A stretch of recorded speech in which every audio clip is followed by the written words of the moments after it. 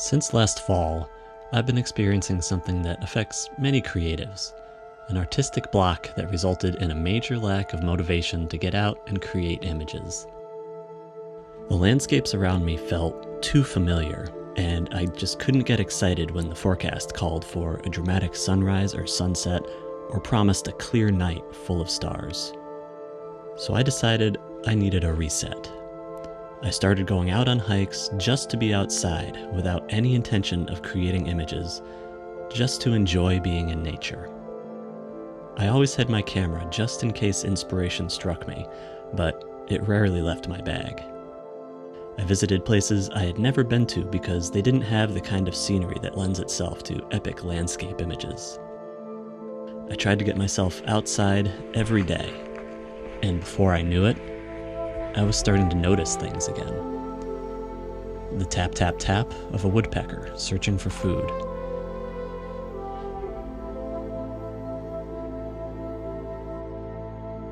Bobcat tracks in the snow. The distinctive shape of an owl just barely visible through a tangle of branches. The more I found, the more I could feel myself starting to get excited about nature again. My camera started making its way out of my pack more and more, and just like that, I was hooked again. I finally remembered why I got into photography in the first place. Because we live in this amazing, interconnected natural world that's full of wonders, big and small, and I wanted to experience and share as much of it as possible.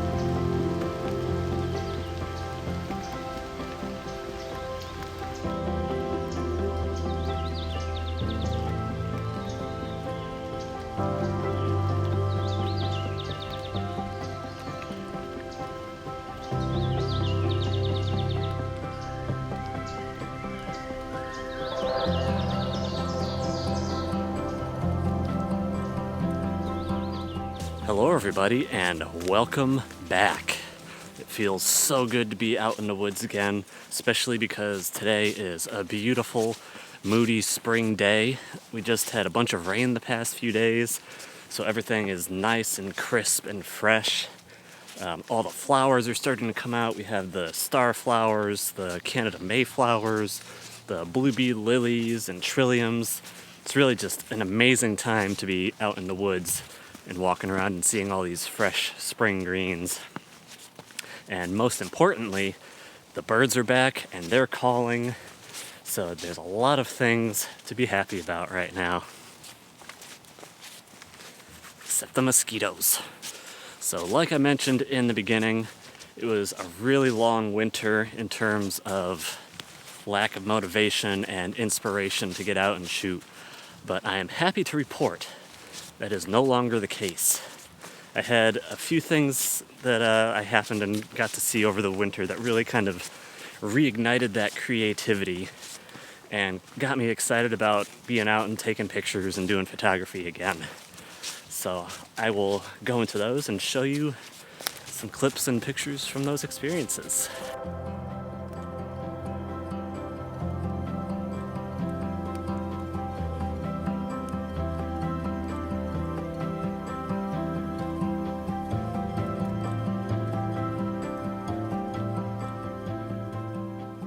So this winter we had a really nice stretch of good snow conditions.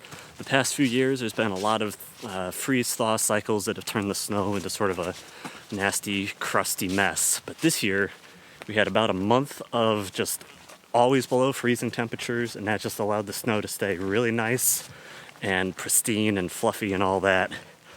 And we had some really great tracking conditions. So I spent a lot of time just following bobcat tracks, fox tracks, coyote tracks, all sorts of stuff.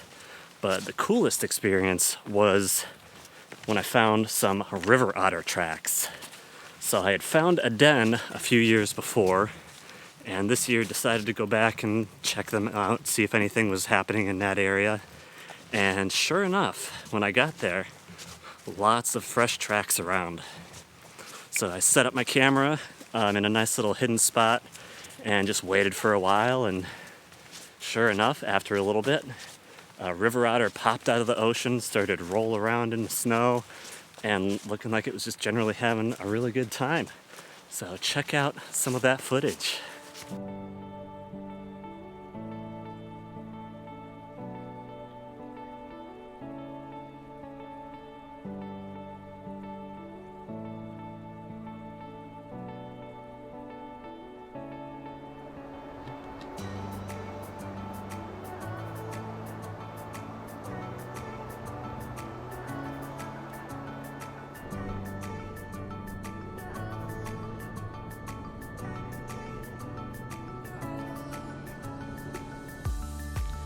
Despite their name, river otters are just as comfortable in the ocean as they are in freshwater rivers and ponds.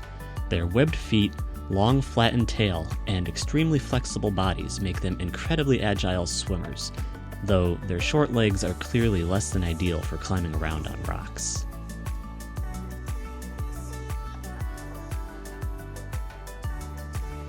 They primarily eat fish and crustaceans like crabs and crayfish, but will also prey on shellfish, frogs, snakes, and occasionally small mammals if given the opportunity.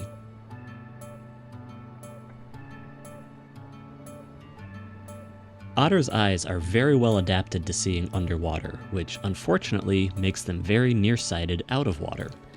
They can use their long whiskers to sense prey in dark or cloudy water, or use their sensitive noses to find terrestrial prey.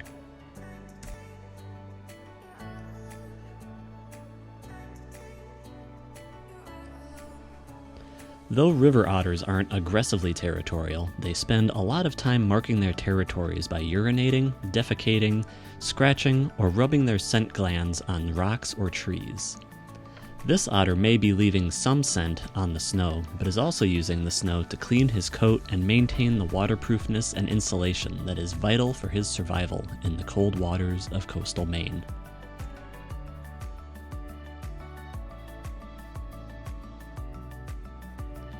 Though river otters frequently live alone or in pairs, they are often seen socializing and playing in groups.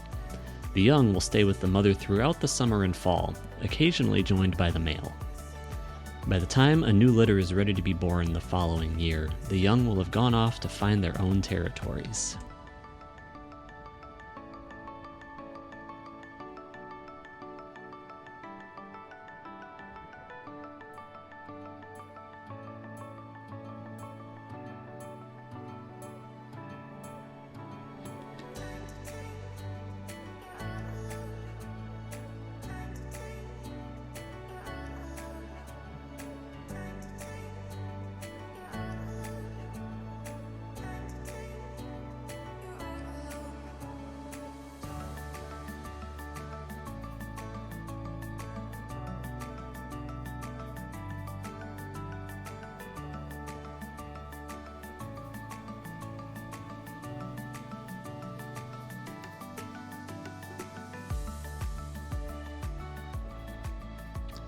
Even though this encounter was pretty brief, I was very excited to have been able to spend even a little bit of time watching this amazing animal.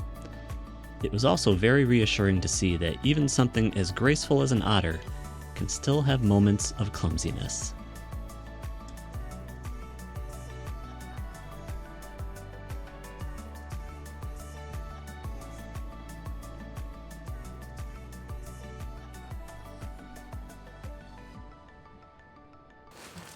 So the river otter was kind of the experience that really jump-started me and got me really excited about getting out again. But something else happened that was really cool that actually was much closer to home. So this past winter, I had a pair of rusty blackbirds show up in my yard and spend a few weeks there. And the reason I was excited about those is I used to work with rusty blackbirds in Alaska. I spent a summer up there. It was my first wildlife job while I was in college. So they kind of have a special place in my heart. So it was really cool getting to see them in their non-breeding plumage, which is one of the things that gave them their name, the rusty blackbird. And it just kind of felt like getting a visit from old friends. Rusty blackbirds are experiencing one of the most dramatic and rapid population declines of any North American songbird, having lost over 75% of their population since 1966. They're still numerous enough not to be on the endangered species list yet, but it's definitely a trend scientists are very concerned about. Scientists aren't sure exactly what's causing the decline, but suspect that loss of habitat in the southeastern US, where about 80% of the North American population spends the winter, might be a contributing factor. Their breeding grounds, wetland areas in the boreal forests of northern North America, are very remote and as a result are generally more protected from development. But this remoteness also makes studying them to determine the cause of their decline difficult, as I discovered back in 2008. Interestingly, something that might actually help their populations a little bit is the resurgence of beavers in North America. So for a while, beavers were being very heavily hunted because of their fur, and that caused a decline in beaver populations across North America. But as they're coming back, they're actually creating more habitat for rusty blackbirds, because as they dam streams and create those big flooded areas, that creates more breeding habitat for the rusty blackbirds who like those flooded meadows with all sorts of shrubbery around them. So hopefully that helps their populations out, because it's always good to see populations recover from challenges like they're facing.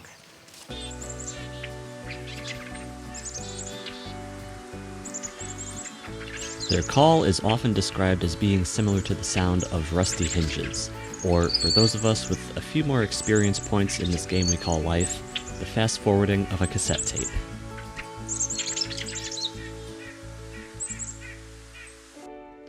I was able to observe the rusty blackbirds a number of times over the course of a few weeks before they finally resumed their migration back to their breeding grounds.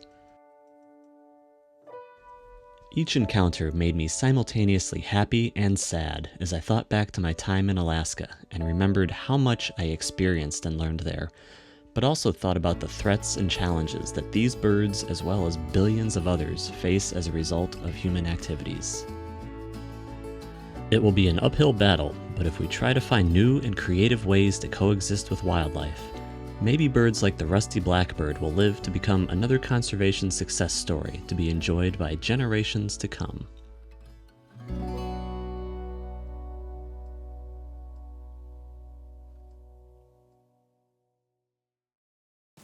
So the next really awesome wildlife encounter that I had over the winter was actually on the coast of Massachusetts. So I was able to stop there a couple times on the way to and from visiting family. My goal was to find some northern harriers because I don't really have any good pictures of them. And while I saw some, I still don't have any really good pictures of them. But I did see a couple of really cool birds that I always enjoy seeing. The first ones were piping plovers. They were just arriving for the spring, and I got to spend some time with a couple of them on the beach, which is always amazing. So piping plovers are an endangered species. Their populations are struggling because they nest on beaches, and obviously humans like to spend a lot of time on beaches, which made it really hard for the plovers because they blend in so well and their nests are just right on the sand that a lot of their nests ended up getting trampled. So scientists are putting a lot of work into closing down beaches where they're nesting or roping off areas and just trying to raise awareness about the plovers so that they can successfully raise chicks. And that's actually helping because there's a lot more breeding pairs every year here in Maine. So it's really fun to hear some of those breeding success stories.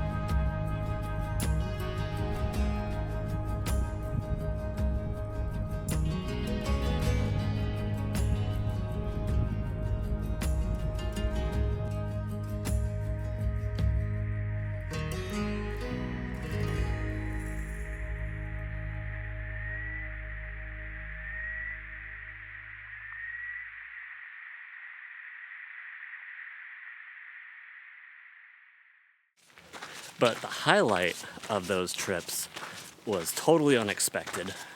The second time, right as I pulled in, I was actually just about to have lunch. And I was looking out of the window of my car, just about to bite into my sandwich, and I see a short-eared owl flying over the marsh towards me. So of course, put down the sandwich, grabbed my camera and got out. And it was actually one of the best short-eared owl encounters I've ever had because it just kept flying by both directions, gave me some really nice close looks, and was just a really amazing experience. So check out a few of the pictures from that.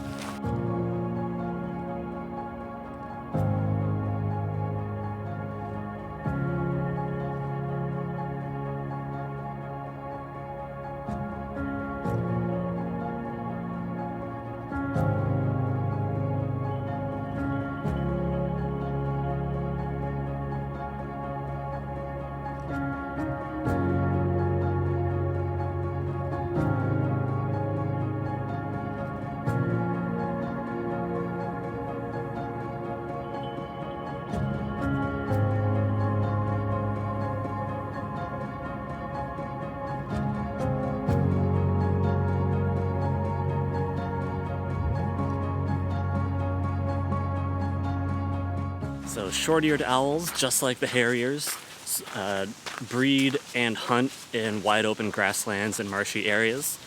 So they're actually one of the more visible owls in daylight because they will frequently come out in the middle of the day or dusk and dawn to fly and soar over all these grasslands, hunting for voles and things hidden in the grass. And as soon as they see or hear one, they'll just swoop around, dive down on it, and that's a really cool sight to see.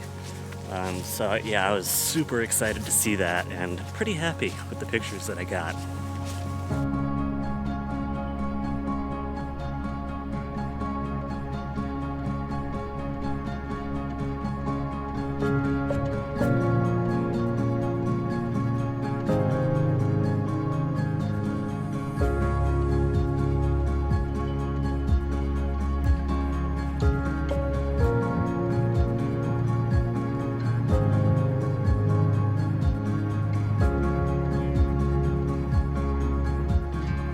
The last experience, which is actually more of a collection of experiences, was I got to go to Texas this spring to visit family, and I was hoping to get out at least one morning to do some birding, but it turned out I was able to get out every morning I was there and do some really quality bird watching. I got to spend a couple mornings in the Balcones Canyonlands National Wildlife Refuge, which is a really cool place because it's one of the only places where you can find the golden-cheeked warbler. The golden-cheeked warbler is limited to a very small area in hill country, Texas, because it relies very heavily on the ash juniper, which is only found in that area. So the National Wildlife Refuge protects a bunch of that forest area and gives the golden-cheeked warblers some really important breeding habitat. I got to see a bunch of them while I was there. It was really tricky for photography, so I didn't get any awesome pictures, but I did get a couple of decent ones. But it was really cool getting to see such a rare and localized bird that we definitely do not get up here in Maine.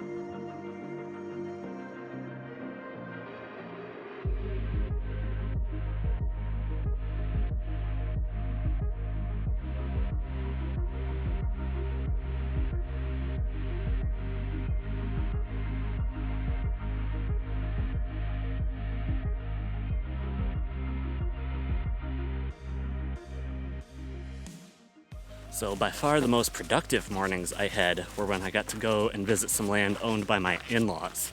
So they have some land that cattle are grazed on, but there's lots of oaks, lots of cacti, which is a really cool experience for this northerner. But most importantly, lots of really cool birds that don't make their way anywhere close to Maine. So I got to see scissor-tail flycatchers, Bewick's wrens, vermilion flycatchers, crested caracaras, just all sorts of really exotic birds. So I just had a blast there. The bird I was most excited about was the vermilion flycatcher, because they're just so vibrant. It's so much fun to watch them, and I got to spend a lot of time watching a pair of them fly from perch to perch and hunt and things like that. So check out some scenes from Texas.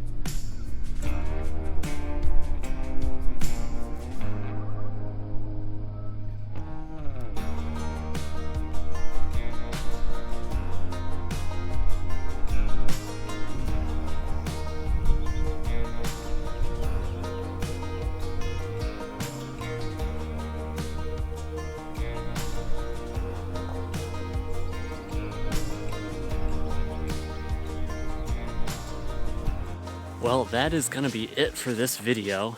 It feels so good to be back out in nature, really enjoying taking pictures again and everything. And I've had a whole lot of fun today walking through this forest, looking at all the spring flowers, listening to the warblers up in the trees and everything. So yeah, all in all, it feels great to be back. So thank you all for watching. I've got a whole ton of things I'm excited to film and show you guys in future videos. So stay tuned for that, and I will see you all in the next video.